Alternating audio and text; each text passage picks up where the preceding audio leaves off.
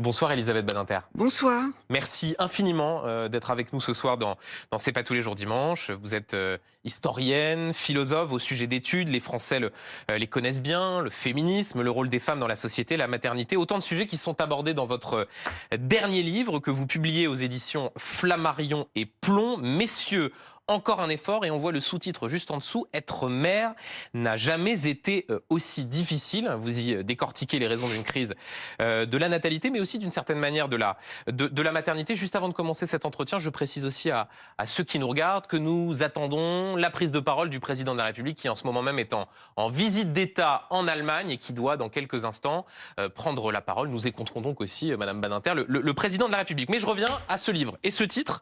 Messieurs, encore un effort qui peut interpeller ceux qui nous regardent, qui peut-être ne l'ont pas lu. Je les invite d'ailleurs à le lire puisque c'est extrêmement instructif.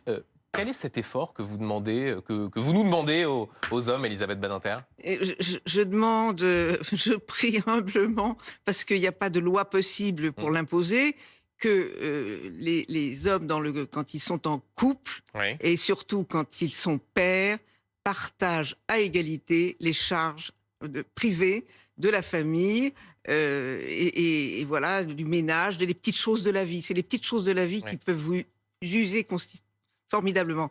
Or, aujourd'hui, on a des statistiques, ça peut sembler un peu mesquin, mais enfin, des statistiques qui montrent que le compte n'y est pas.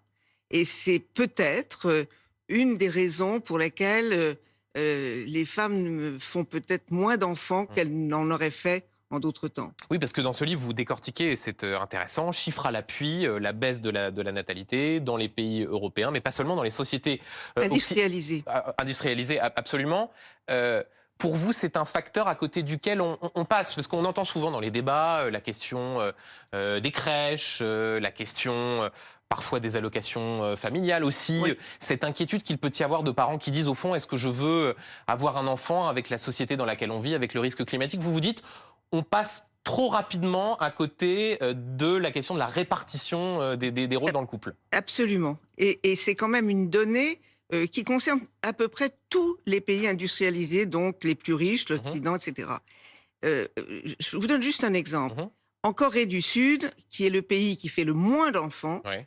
les autorités politiques, depuis une dizaine d'années, ont dépensé 200 milliards pour donner des crèches qui n'existaient pas, pour aider les femmes.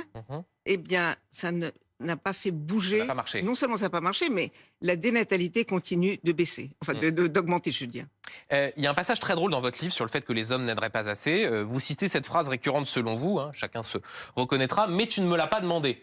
Cette sorte d'adresse qui est faite Oui. aux femmes. Il y a aussi ce mot formidable de la journaliste militante féministe Benoît de Gaulle que vous citez dans les colonnes du Point, qui raconte que son mari lui disait tous les dimanches soirs, la phrase c'est Ma chérie, je vais aller vider tes poubelles. et c'est le T C'est le thé. qui est formidable. Est-ce qu'on en est encore là aujourd'hui? Peut-être pas, peut-être pas. Non, non. D'abord, il faut quand même être de bonne foi. Les jeunes générations masculines ont fait des efforts importants depuis les années 70. Ça s'est un peu ralenti, il faut bien le dire. Mais donc, probablement, ils ne feraient plus ces gaffes-là.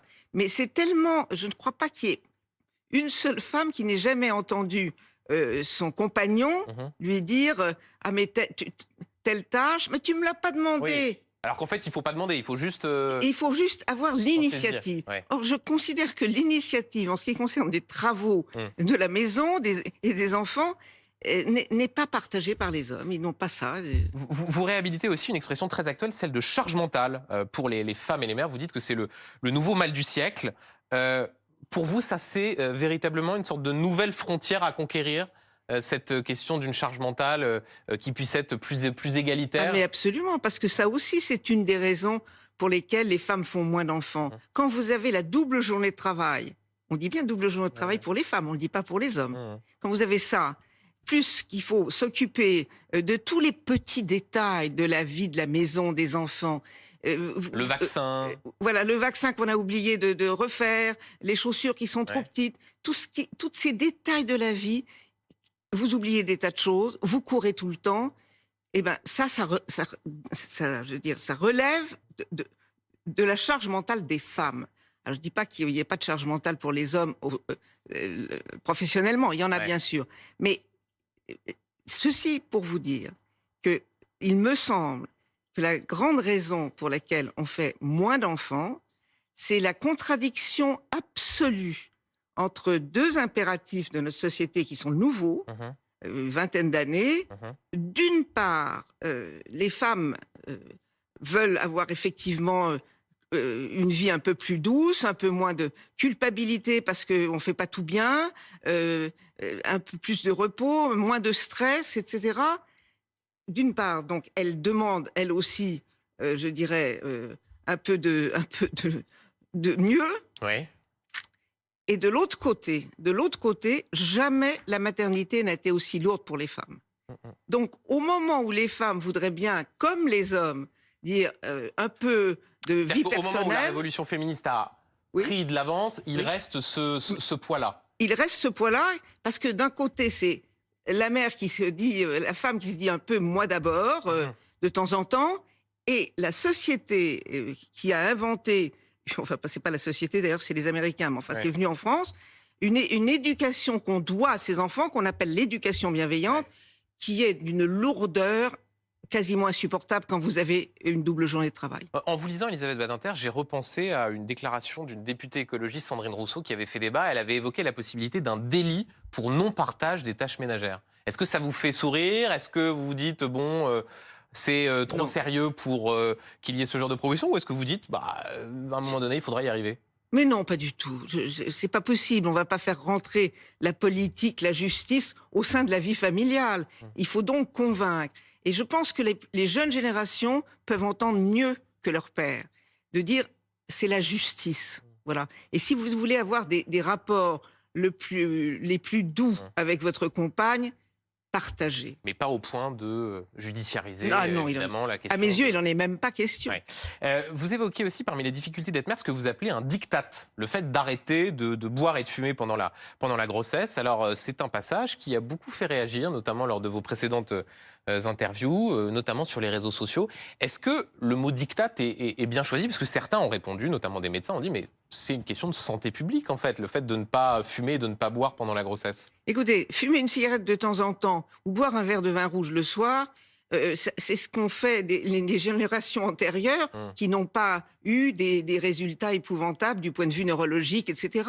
Alors oui, il y a sûrement, ça c'est peut-être sûrement mieux de de ne rien fumer, de ne rien boire, hum. mais c'est quand même, c'est donné effectivement comme un diktat. Si vous ne le faites pas, vous êtes la mauvaise mère à l'état pur. Donc vous aujourd'hui, vous Oui, ne suiveriez pas vous auriez du mal à ne pas fumer une cigarette ou à ne pas oui, oui, oui, oui, boire un verre. absolument. Oui, Ouais. oui, non, non. Donc les médecins, vous leur diriez oui, oui, et Non, puis non, mais je comprends qu'il faut enfin, ouais. pas devenir vous prenez, fumer, 2 paquets par jour, ni même un, mais je veux dire t c'est avec une autorité, vous et je vois bien le regard des jeunes maintenant qui ont intériorisé ces diktats, Mmh. c'est vous regardez en disant: «Vous êtes criminel, quoi». Mmh.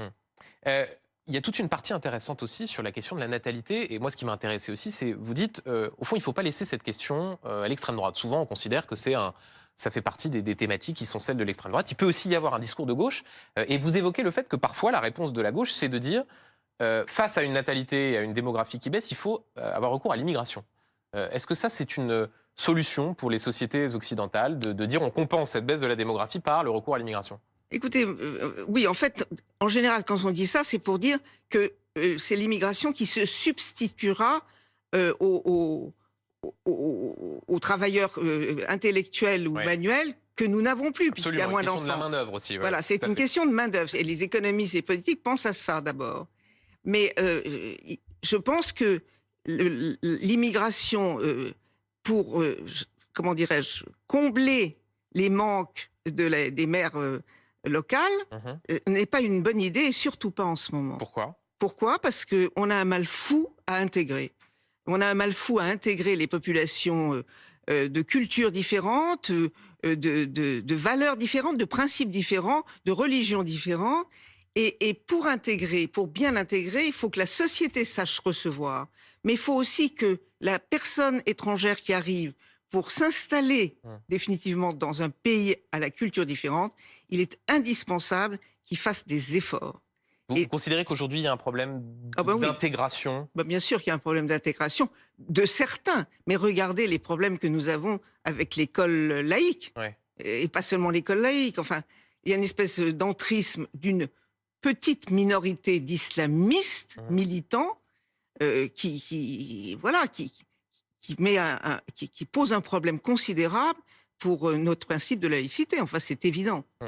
Et on en parlera tout à l'heure et on remontrera notamment cette une du Nouvel Obs en 1989. Ce qui m'a intéressé aussi, c'est que vous dites, heu, au fond, le risque de la baisse de la natalité, c'est que derrière, des pouvoirs autoritaires, réactionnaires s'en servent pour limiter le droit des femmes. Absolument. Et vous racontez avoir été absolument exaspéré d'entendre au moment des débats sur la constitutionnalisation de l'IVG en France, certains hommes, c'était d'ailleurs quasiment que des hommes, qui disaient ça sert à rien. Jamais on remettra en cause le droit des femmes. Pourquoi est-ce que ça vous a tant exaspéré que ça? Parce que pardonnez-moi, c'est idiot.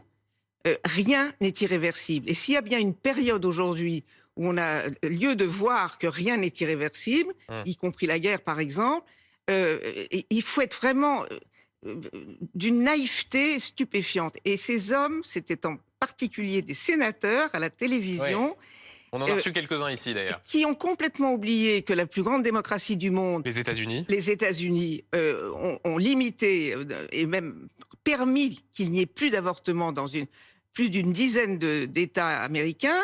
Ça a été un choc. Mmh, mmh. Pourquoi ça n'arriverait pas en France? Pourquoi? Maintenant, il y a ce verrou qui rend de fait Alors, le plus difficile de modifier la voilà, Constitution. c'est un verrou important. La France a été le premier pays à le faire et elle a eu raison. Mmh. Bon, faire disparaître un article de la Constitution, c'est beaucoup plus difficile Mmh. que de changer une loi par une loi. Je le disais en introduction, Elisabeth Badinter, la question du féminisme est un fil rouge de votre œuvre, de votre combat intellectuel. On débat souvent sur ce plateau du féminisme à l'ère de MeToo, de la lutte contre les violences sexuelles, du combat politique aussi et de la place des femmes dans l'arène. Au sens de 2024, est-ce que vous êtes féministe? Alors, si vous me demandez ça à moi, je vous réponds oui, je suis féministe. Ça s'appelle une féministe universaliste. Oui. Pour moi, toutes les femmes du monde entier sont à défendre. Et on ne fait pas des exceptions comme on le fait aujourd'hui. C'est-à-dire? Bah, c'est-à-dire que les néo-féministes alliés avec les racisés et justement les islamistes, au passage, Mhm, n'ont pas bougé le petit doigt, n'ont pas dit un mot pour soutenir non seulement les Iraniennes qui se battent contre le voile, mhm. mais aussi les Afghanes qui sont probablement les femmes les plus opprimées du monde. Rien. Et je ne vous parle pas du dernier sujet, à savoir que quand après le 7 octobre, les manifestations de ces nouvelles féministes qui ont écarté brutalement, Mhm. violemment les féministes juives, à quel point ça m'a choquée et à quel point je pense que ces militantes Ce sont sont des drôles de féministes et ont trahi, à mon avis, le féminisme. Et Elisabeth Badinter, on continue cette discussion. On écoute le président de la République en direct de Berlin. La force de nos démocraties, et j'ai d'ailleurs aussi toujours prôné précisément par le respect des idées des autres, le dépassement politique qui est au cœur même de ce que depuis maintenant 8 ans j'ai bâti. Permettre, au-delà de faire vivre le pluralisme dans le champ politique français, d'aider même des femmes et des hommes qui n'ont pas forcément les mêmes idées à bâtir ensemble. J'ai eu l'occasion à 2 reprises de défendre mes idées dans un cadre pluraliste, celui d'une élection présidentielle.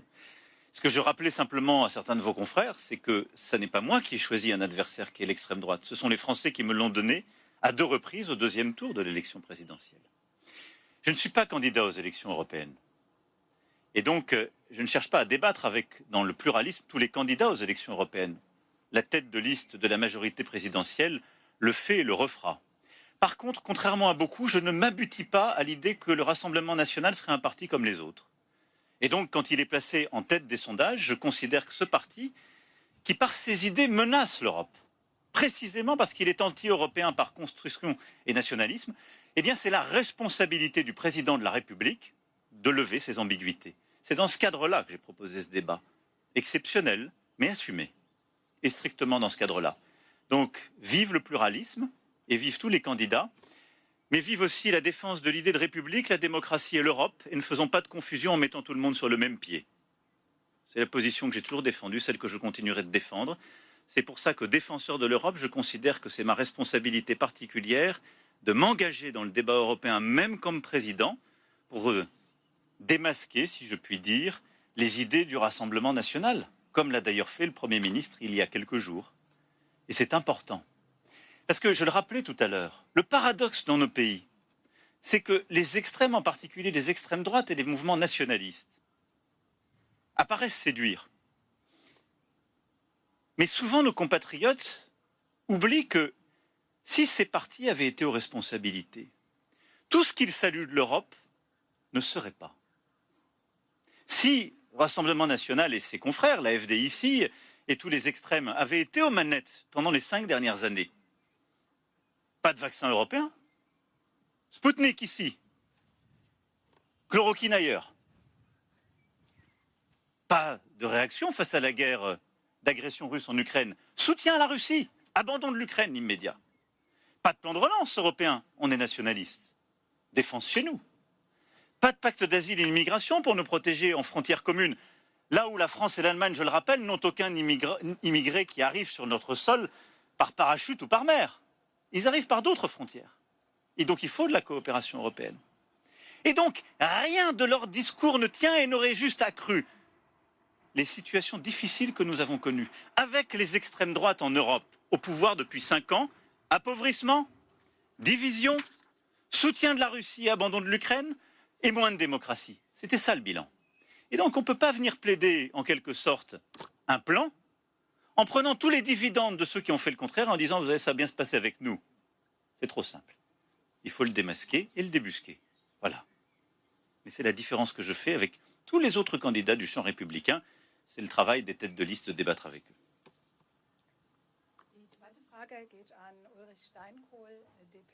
La deuxième question. Voilà, vous venez d'écouter le président de la République qui, interrogé sur la possibilité de débattre avec candidat socialiste, là pour le coup, balaye cela, mais dit c'est de ma responsabilité de débusquer le Rassemblement national, un parti qui menace l'Europe. Je fais le lien avec la discussion qu'on avait il y a un instant, et puis on continue à parler évidemment de la question du féminisme. Vous disiez, on parlait du risque de pouvoir autoritaire qui remettrait en cause le droit des femmes. Est-ce que vous considérez qu'en France, le Rassemblement national fait partie de ces familles politiques qui sont ambiguës sur la question du droit des femmes? Rappelons que le groupe s'est divisé sur la question, par exemple, de la constitutionnalisation de l'IVG. Est-ce que le Rassemblement national en France est une menace? Écoutez, le Rassemblement national n'est connu que par ses têtes, les 2 têtes de leur parti. Marine Le Pen, Jordan Bardella. Voilà. Et en fait, pour ma part, mais je ne dois pas être toute seule, je ne sais pas qui est autour. Ce que je sais, c'est que même si aujourd'hui, Madame Le Pen veut rompre avec ses collègues allemands, tout ça pour, je dirais, adoucir encore l'image du Front National, je ne sais pas ce que c'est que le Front National aujourd'hui. Je n'arrive pas à comprendre. Quelle est la vérité? Vous êtes sceptique quant à cette... Oh oui, ça pourrait être sceptique, je suis sceptique. Et j'ai toujours envie de dire, il faut se méfier du chat qui dort et qui nous endort. Et il y a beaucoup de, comme ça, de calmer tous ceux qui pourraient se méfier. Et je suis plus que sceptique. Je pense qu'on prend des risques en votant pour le Front National. Je vous le dis, on prend des risques pour la démocratie. Un risque pour la démocratie Oui. aujourd'hui. Il y a un débat qu'on a entendu souvent, parti républicain ou pas. Pour vous, féministe, femme de gauche, universaliste, républicaine, le Rassemblement national n'est pas un parti républicain? Je ne sais pas répondre à cette question parce que je ne sais pas ce qu'est le Front National aujourd'hui. Mais vous dites qu'il faut se Je ne méfier sais pas. des faux semblants. Et comment qu'il faut se méfier des faux semblants. Et encore une fois, on ne connaît que ces 2 têtes et peut-être 1 ou 2 députés, mais qui sont tous ces gens? Il y a quand même eu, il faut quand même le rappeler, il y a quand même eu une solide assise de l'extrême droite au sein du Front National. Qu'est-ce qu'ils sont devenus, tout ça? Je ne sais pas. Nous ne le savons pas. Donc on donnerait notre confiance à 2 personnes qui incarnent le parti aujourd'hui. Donc vous dites aux Français, attention à ne pas s'endormir. Oui, exactement. À ne pas banaliser. Oui. Je continue sur la question des néo-féministes, celles que vous appelez les néo-féministes. C'est vrai qu'il s'est passé quelque chose après les attentats terroristes islamistes du 7 octobre et les viols de masse. C'est qu'on a vu certaines familles politiques, certaines associations féministes mettre beaucoup de temps avant de regarder en face ce qui s'était passé le 7 octobre. C'est à cause de quoi? Qu'est-ce qui dans le fonctionnement de ces féministes-là, fait qu'elles ont attendu avant de regarder la réalité en face? Écoutez, je crois que pour la nouvelle génération, féministe ou pas, j'en sais rien, mais pour la nouvelle génération, il faut être du côté des opprimés, des victimes, et par conséquent, c'est là où est le bien. Et par conséquent, Israël, qui est une démocratie très industrialisée, apparaît comme l'incarnation du pays blanc, dominant. Et Au fond, voilà. parce qu'elles sont juives, elles méritent moins le statut de victime Alors, que d'autres. Mais on s'en fiche. C'est ça Non, mais le pire. c'est au fond l'argument Oui, qui... mais elles s'en fichent. Ouais. Elles s'en fichent, elles n'ont rien à faire.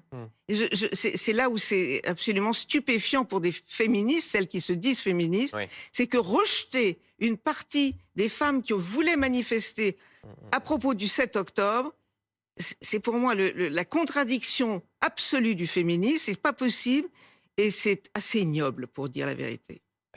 Elisabeth Badinter, on avait entendu votre colère froide sur ce qui s'est passé à Sciences Po et la mobilisation d'étudiants pro-palestiniens. L'administrateur provisoire de l'établissement a déclaré cette semaine, après une enquête, que la phrase « ne la laissez pas entrer, c'est une sioniste » adressée à une étudiante avait bien été prononcée à Sciences Po. Il y a un problème d'antisémitisme à l'université? C'est une évidence. Je ne suis pas, au sein de Sciences Po, Oui. donc mais c'est une évidence. Et je suis assez atterrée, comme d'habitude, qu'il y ait plusieurs centaines d'étudiants hystériques, je dirais, antisémites jusqu'au... Eux se disent parfois anti-sionistes. Oui, c'est facile. On connaît le truc. Hein. Ouais. Personne n'est dupe. D'abord parce que si vous êtes juif en France, vous n'êtes pas nécessairement sioniste, etc. Enfin bon, personne ne se laisse prendre par ça. Et je pense qu'il y a un antisémitisme terrible chez ces jeunes-là. C'est quelques centaines de personnes, de jeunes. Il y a quand même 10 000 autres étudiants qui ne bougent pas, qui veulent à juste titre passer leurs examens, mais qui ne prennent pas la parole. Et ça m'inquiète. Oui. Voilà, ça m'inquiète que... Là encore, cette forme d'endormissement. Oui, exactement. Surtout la peur. Ouais. La peur. Quand on entend des mots dans le débat, génocide, apartheid, qu'est-ce que vous vous dites quand vous entendez ça? Que le débat est piégé, qu'il n'y a plus de débat? Voilà, à mes yeux, il n'y a plus de débat. Finalement, on a oublié le 7 octobre du côté pro-palestinien, complètement. Même certains pro-palestiniens militants disent que tout ça a été inventé par Israël, ce qui est évidemment faux, et ça s'est prouvé. Donc il n'y a pas de débat avec les personnes de mauvaise foi qui mentent. Sur le mot génocide qui est utilisé par des étudiants, aussi par des responsables politiques, à la France Insoumise, Jean-Luc Mélenchon. Vous parlez du génocide de qui? Eux disent il y a un génocide en ce moment à Gaza. C'est le mot qu'ils utilisent. Quand vous entendez ça... C'est absurde, c'est pas un génocide. Écoutez, dès lors qu'une armée, en l'occurrence l'armée d'Israël, dit aux personnes de Gaza, montez vers le nord parce qu'on va attaquer, ou alors aller au sud parce qu'on va attaquer, c'est la preuve même qu'il n'y a pas de génocide. Le génocide, c'est la volonté de détruire la dernière personne d'une collectivité, nation, ou les Juifs pendant la Deuxième Guerre mondiale. Mais ça, c'est pas du tout le cas de ce qui se passe. Et je voudrais qu'on n'oublie pas quand même, qui a déclaré la guerre? Qui a déclaré la guerre? Sinon le Hamas. Et dans quelles conditions ignobles? Et on voudrait qu'Israël reste les bras ballants, qui veulent se débarrasser du Hamas. On peut en discuter parce que, bon, ça et en même temps, pose Elisabeth beaucoup de problèmes.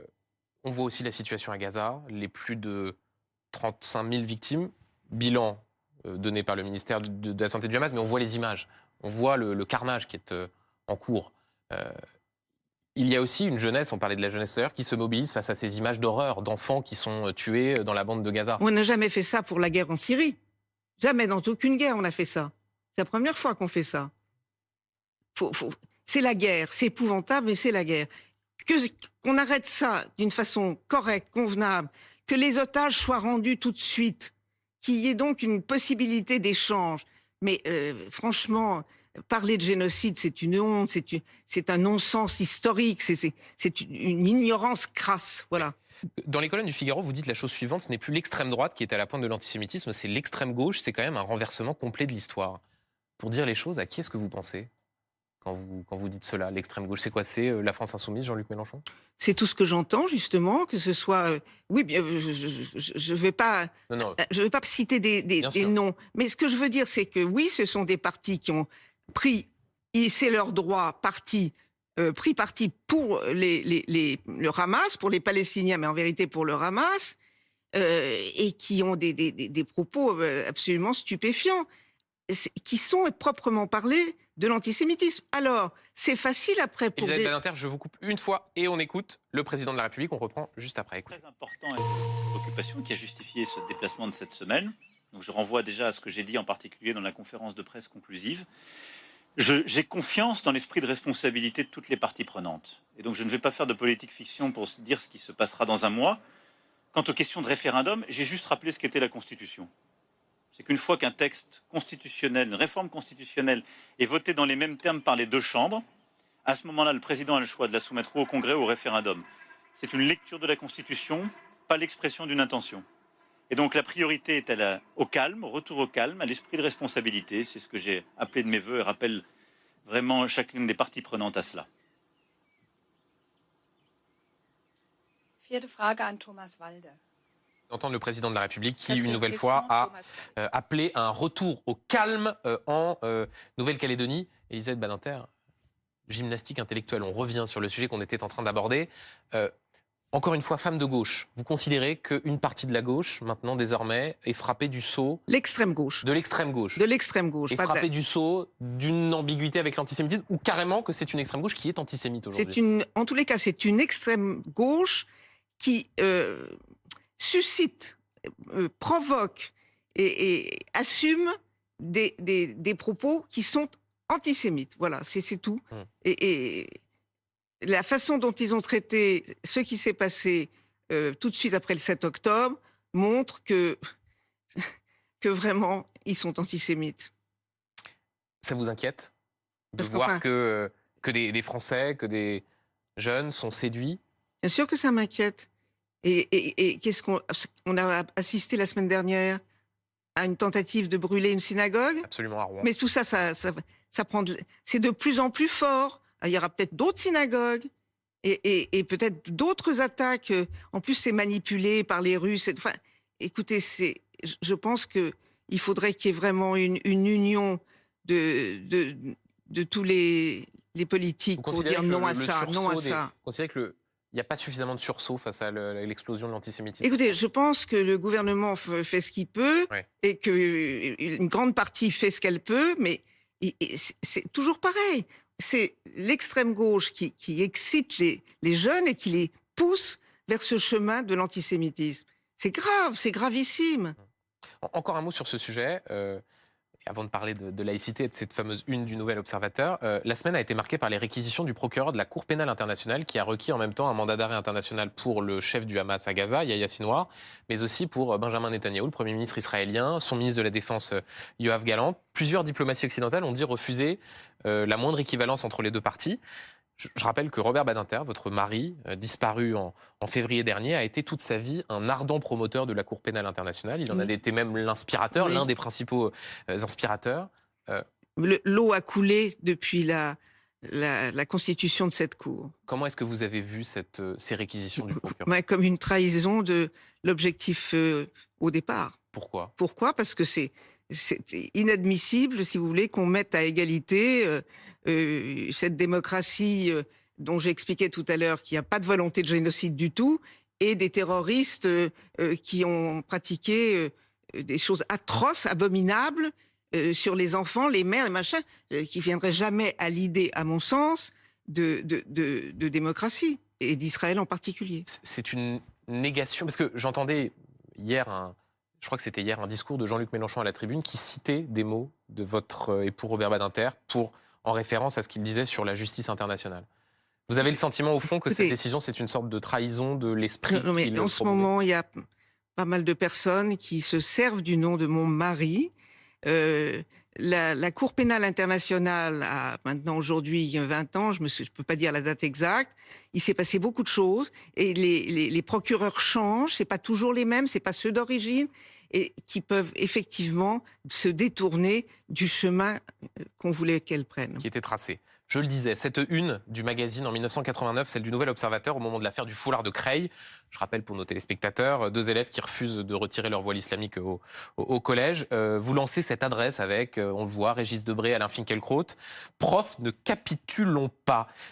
Ces derniers mois, il y a eu l'assassinat de Dominique Bernard à Arras, tué par un terroriste islamiste. Il y a ce proviseur au lycée Maurice Ravel à Paris qui a préféré quitter son poste après les menaces de mort qu'il avait reçues alors qu'il demandait simplement à une élève de respecter la loi de 2004. Cet appel, il est toujours d'actualité. Il faudrait redire aujourd'hui, ne capitulons pas. Écoutez, c'est difficile. Oui, il faut le dire, ne capitulons pas, mais d'une certaine façon, c'est un peu tard. Voilà, c'est un peu tard. Il y a Samuel Paty, qui a été le premier assassiné.